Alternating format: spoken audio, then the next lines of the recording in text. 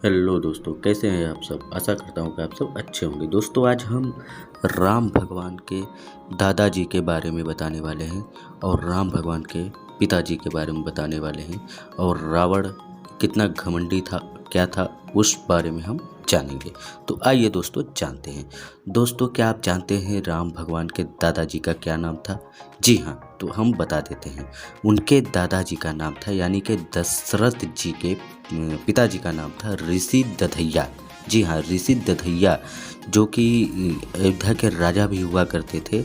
और दोस्तों, कहा जाता है कि वो बहुत ही बलवान थे और बहुत ही विद्वान भी थे।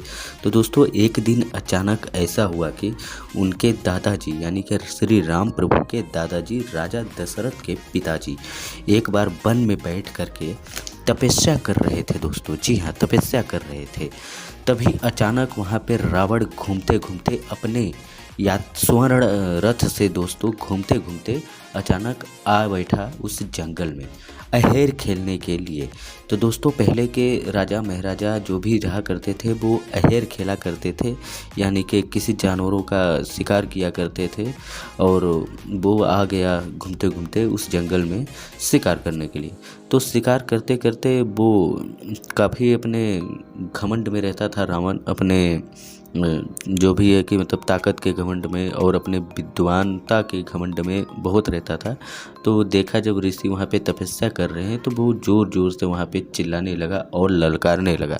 तो दोस्तों, जब उनको ये आवाज़ सुनाई दी, मतलब कि दशरथ जी के पिताजी को जब रावण की आवाज़ सुनाई दी दोस्तों, तो उनका तपस्या जो है भंग हो गया। और वो जब भंग हो गया और वो पूछा, कौन है यहाँ, ऐसा करके जब उन्होंने पूछा, आवाज़ लगाई, तो रावण वहाँ जाकर पीछे हंसने लगा। रावण के पास ऐसा शक्ति था दोस्तों कि वो क्षण भी हो जाया करता था, मतलब नज़र भी नहीं आता था किसी को, वो क्षण होके हंसने लगा। ऐसे ही उसका दशानन नाम नहीं पड़ा है दोस्तों। रावण बहुत ही विद्वान था, हकीकत बोले तो, और जात का ब्राह्मण था दोस्तों, और बहुत ही पहलवान था, विद्वान था, मतलब हर चीज़ में वो गुणवान था दोस्तों। तो वो उसके बाद वो ललकारता हुआ उनके सामने आया और उनको बोला, कौन है जो लंकापति रावण से ऐसा अभद्रता से पुकार रहा है? लंकापति रावण को ऐसा अभद्रता से पुकार रहा है, कौन है ऐसा मनुष्य जो मुझे इस तरह से पुकार सकता है? क्या मुझे जानता नहीं कि मैं कौन हूँ? तो क्योंकि रावण दोस्तों घमंडी था, अहंकारी था दोस्तों। तो मुनि जी बोले, क्या है और तुमने मुझे बुलाने की साहस कैसे किया? मतलब मुनि जी से रावण ने बोला, क्या है और तुमने मुझे बुलाने की साहस कैसे किया? तो रावण और बोलता है, तुझे ये पता नहीं है कि रावण से कैसे बात किया जाता है? शायद तुझे मेरे बल और मेरे बुद्धि के बारे में पता नहीं है।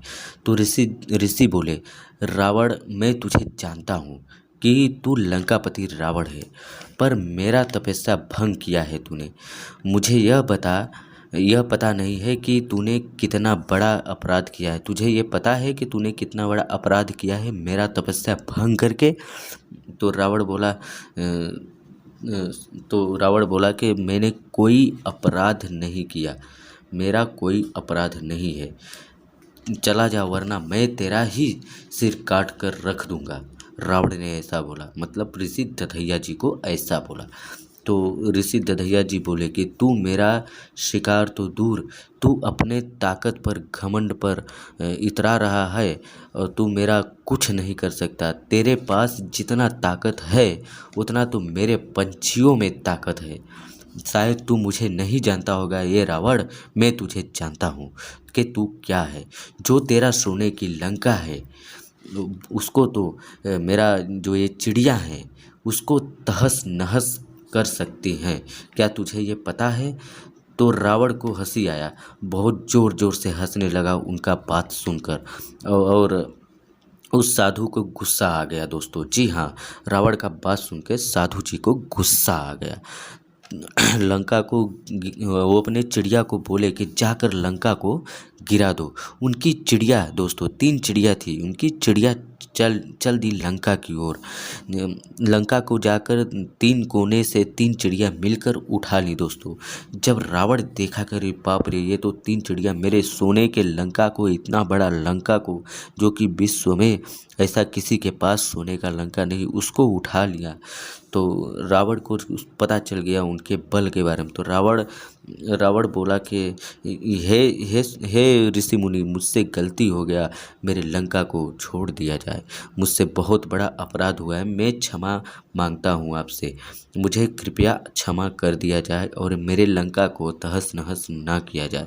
तो उन्होंने बोला, ऋषि दथैया जी ने बोला कि रावण, शायद तुझे ये पता नहीं कि मैं कौन हूँ, पर तू मेरा अपमान किया है, पर तेरे क्षमा मांगने के हिसाब से तू एक पुरोहित है और मैं एक क्षत्रिय, तू ब्राह्मण है इसलिए मुझसे क्षमा याचना कर रहा है, तो मैं तुझे क्षमा कर देता हूँ, पर आज के बाद से तू ऐसा किसी के साथ भी मत करना और अपने बल की गलत उपयोग मत करना। तब जाके वो लंका को छोड़ दिए दोस्तों। जो कि आप मैप में देख लो या फिर चित्र में देख लो, लंका आज भी तिरछा है दोस्तों, मतलब कि टेढ़ा है। और वो टेढ़ा बस इसी कारण से हुआ है कि वो जो उनकी ऋषि दधैया जी के राम जी के बाबा, मतलब दशरथ जी के पिताजी के चिड़ियों के द्वारा लंका को टेढ़ा कर दिया गया है दोस्तों। जो कि लंका आज भी टेढ़ा है।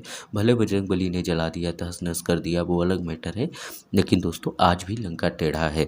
आप चाहे मैप में देख लो, चाहे आप किसी भी वीडियो में देख लो या फोटो तस्वीर, मतलब किसी के भी जरिए आप देख सकते हो दोस्तों, लंका टेढ़ा है। अगर हमारा वीडियो पसंद आया हो तो लाइक सब्सक्राइब